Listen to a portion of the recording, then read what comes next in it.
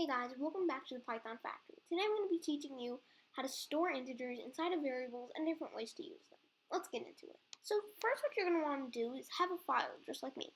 I called it 04integer_usepy. It's a name that I can come back to, so if I ever want to use this file again or just run this code, I'll be able to remember the name because, well, this is what I'm doing and the name actually fits in. So if you're going to want to make a variable, well, you're going to want to make a variable. So if you want to call it like integer, like under, lowercase, integer, wait, integer, isn't that what it, oh yeah, it's just integer underscore 1. And then that's the variable name, and we'll set it equal to something.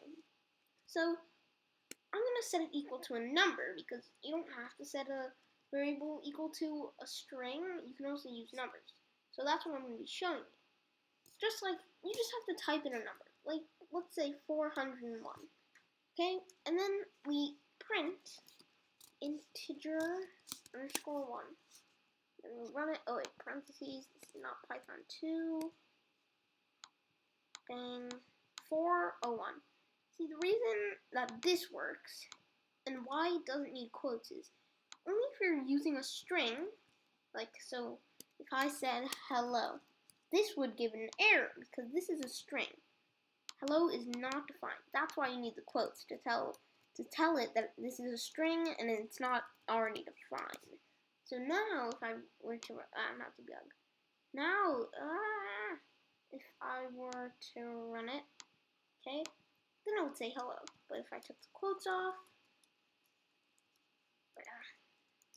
bang, run, there's an error.